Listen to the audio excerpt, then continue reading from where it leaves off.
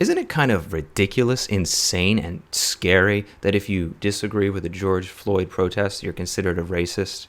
I mean, it's kind of insane. And what are people protesting? We're not talking about the violent protesters who are just using this as an excuse to loot stuff and burn things, but peaceful protests. I do want to know by someone, please tell me, what is the goal? What is the point?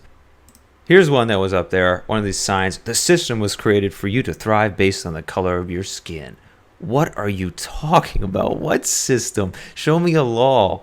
Show me a U.S. law that forbids people to do anything based on the color of their skin, and I'll find you plenty that actually do the opposite. So here's a guy, I don't know if you heard about him, be very useful to study this guy, Martin Luther King Jr.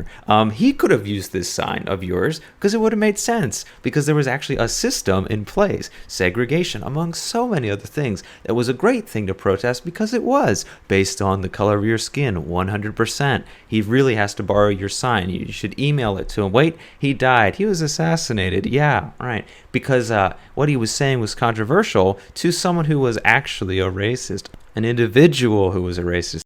And if you think that they are racist in government, well, I'm sure there are. You can also find racist biologists, zoologists, teachers, gemologists, lots of ists, Comcast employees. You'll find them everywhere if you look hard enough. But that doesn't mean there's some sort of institutionalized evil racism based on the color of your skin and how everything works. That's just not the way it is.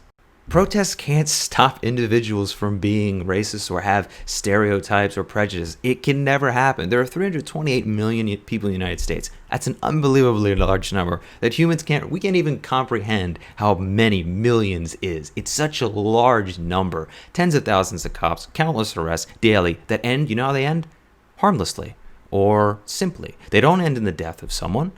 But it's the outliers that get attention. And when those outliers, mix up to a white officer, black victim, that's when the news is going to jump on it. It's just stupid.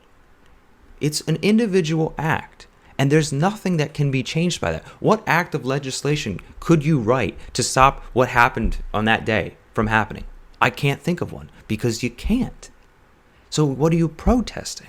As a contrast to the George Floyd protests, which don't really have an end goal, think of another protest that's going on. The protests in Hong Kong. Very simple, because they are protesting not just the power of the government over them, which is a component of it, but a very clear act of legislation. The idea that the Chinese government, can go into Hong Kong, arrest people for crimes, and instead of them being held the trial in Hong Kong, it's being sent back to the mainland. That would change everything. That would get rid of essentially years and years of Hong Kong-based law and get rid of independence for Hong Kong in the most important way of all, your legal status and your rights as an individual to be able to have a trial where the crime potentially takes place. That's a big deal.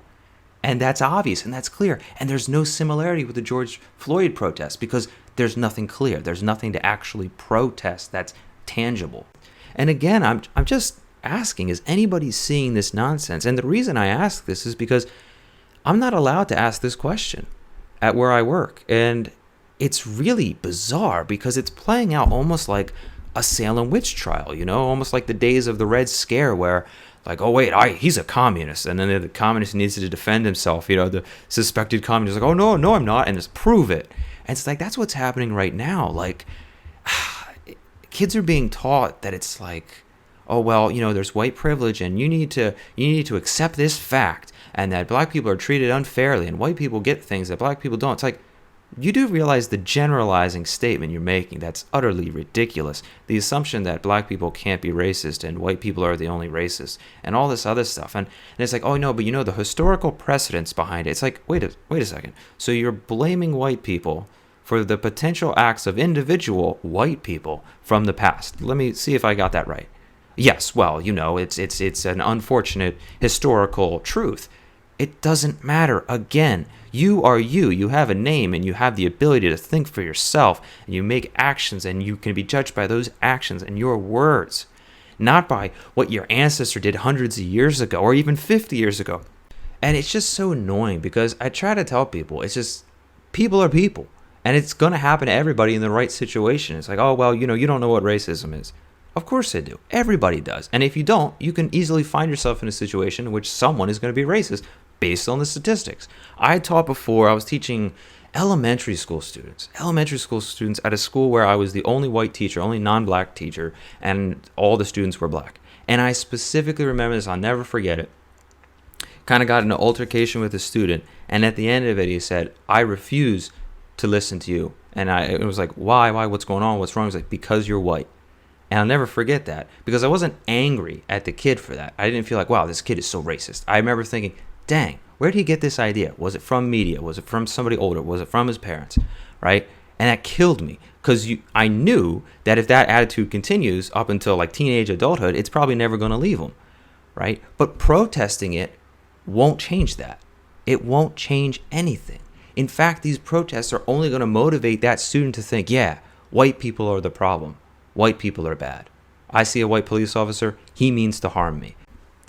This is a picture taken in Nazi Germany of a man who refused to do the Nazi salute. I kind of feel like this guy when it comes to this situation of the protests. Now, by no means is it the same thing. That guy is taking a huge risk. I mean, insane what he's doing.